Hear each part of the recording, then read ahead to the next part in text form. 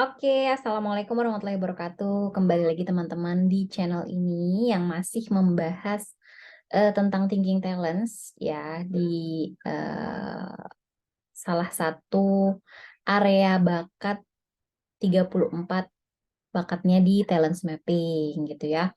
Nah, di video kali ini aku akan masih membahas area itu, kira-kira bakat apa ya yang akan kita kupas hari ini. Kita share screen dulu. Ya, semoga udah terlihat. Ini dia bakat yang mau kita bahas kali ini ya. Ini adalah bakat yang bernama konteks. Siapa di sini yang punya bakat konteks? Ayo merapat lagi. Karena di sini kita akan membahas lebih jauh ya. Nah, ini konteks masih ada di thinking talents yang tadi aku sampaikan. Dia ada di thinking left alias berpikir dari otak kirinya ya. Seperti apa sih bakat konteks? Yuk kita lihat.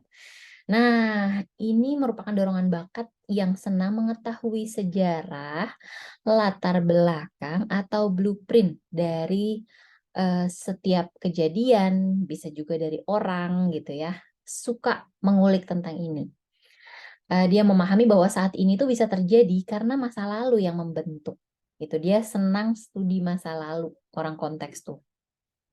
Nah, kebutuhannya memang akses pada masa lalu gitu. Baik misalnya dokumen-dokumen yang bisa ditelusuri gitu ya.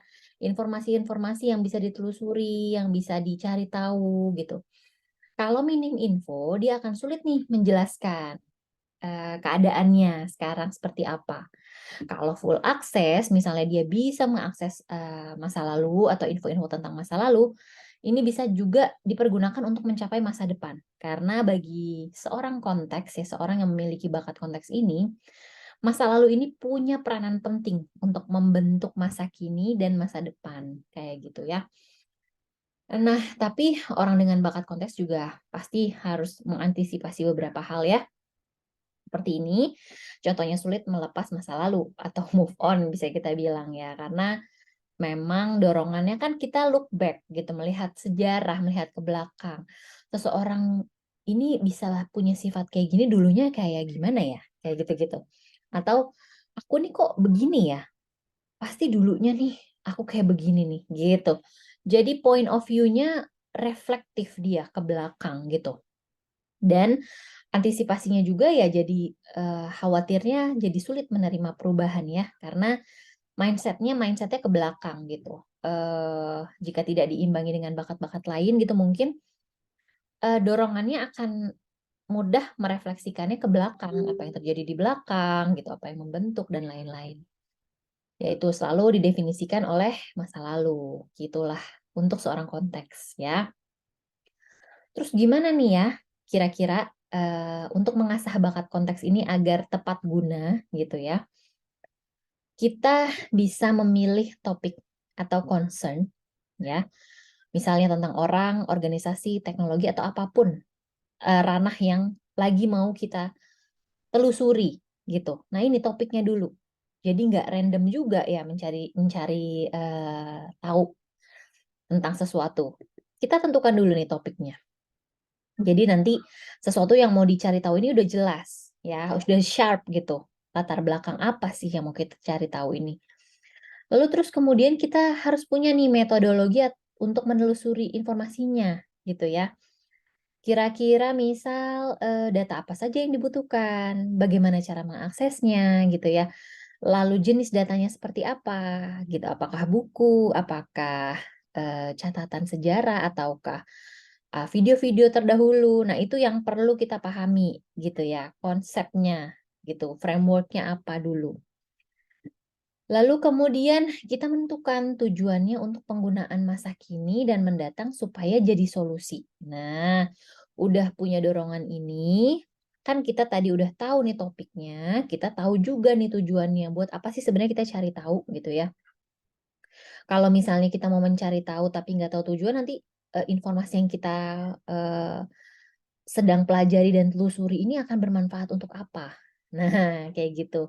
Itu yang perlu kita pahami dulu sebelum kita ngulikin data-data tentang masa lalu gitu ya. Penting nggak sih gitu, perlu nggak sih gitu kan. Supaya nanti, ya itu yang sudah kita kumpulkan datanya, informasinya ini tepat guna untuk solusi masa kini dan untuk solusi masa depan gitu ya. Nah, oke, lanjut. Nah, gimana contohnya kalau konteks ini dikombinasikan dengan bakat lain? Contohnya ini ya, kalau punya konteks lalu dikombinasikan dengan bakat relator dan individualization. Nah, ini identik banget sama orang ya, sama manusia ya. Nah, jadi penggambarannya bisa begini, kita mengenali orang ya dengan menggali lebih dalam tentang orang tersebut, tentang sejarah hidupnya, masa lalunya, terus kira-kira apa sih yang bisa membentuk dia hingga saat ini. Nah, konteks ini akan sangat membantu nih gitu, karena dorongannya jadi saling melengkapi ya ketika kita kombinasikan dengan bakat relator dan individualization ini. Apa namanya, untuk membantu orang terdekat gitu ya, sahabat dekat, kenalan dekat, untuk bisa memahami mereka seperti apa, karakteristik mereka lah. Terus individualization-nya juga nih, secara individual kita sadar bahwa mereka tuh berbeda. Satu sama lain kita ini berbeda gitu ya. Apa yang membentuk di masa lalu, personalize untuk orang tersebut gitu. Sehingga nanti solusinya mendatang juga personalize. Gitu akan sangat berbeda bagi setiap orang. Gitu kalau kita gambarkan lewat kombinasi ini. Nah, terus kalau konteksnya lemah seperti apa nih? Ekspresinya bisa ya nggak tertarik sama masa lalu dari sesuatu atau seseorang. Jadi memang mindsetnya memang tidak look back tadi, tidak ke belakang gitu. Ekspresinya bisa seperti itu ya. Lalu terus jika dibutuhkan bagaimana nih si bakat konteks ini ya? Ya kita coba pakai bakat lain untuk mengenali kredibilitas dari hal yang mau kita tangani gitu ya. Contohnya misalnya ada project berkaitan dengan sebuah organisasi yang perlu kita telusuri latar belakangnya terlebih dahulu gitu ya. Nah, kita coba deh lihat kombinasi bakat kita yang lain untuk mengecek si kredibilitasnya ini. Bisa analytical kah? Mungkin kan? Itu nanti bisa kita pakai juga. Atau ya itu, simply kita minta bantuan tim lain untuk mencoba menelusuri terlebih dahulu. Seperti itu. Oke, lalu siapa seorang dengan bakat konteks ini? Nah, identiknya ya dengan historian, recorder, arkeologis, genealogis gitu ya. Identik sama seseorang yang belajar sejarah gitu karena memang dorongannya kan senang mempelajari masa lalu gitu. Yang paling bisa mendeskripsikan seorang konteks ya ini ya, mungkin historical, blueprint oriented, highlighting, collecting gitu. Kurang lebih beginilah eh apa ya, penjelasan dan deskripsi tentang seseorang yang berbakat konteks. Gimana teman-teman yang punya bakat konteks? Merasakan nggak dorongan-dorongan tadi itu di dalam dirinya? Boleh share juga di kolom komentar kalau berkenan. Untuk video ini sekian dulu ya, karena kita akan lanjut ke pembahasan video berikutnya. Terima kasih sudah menyimak. Assalamualaikum warahmatullahi wabarakatuh.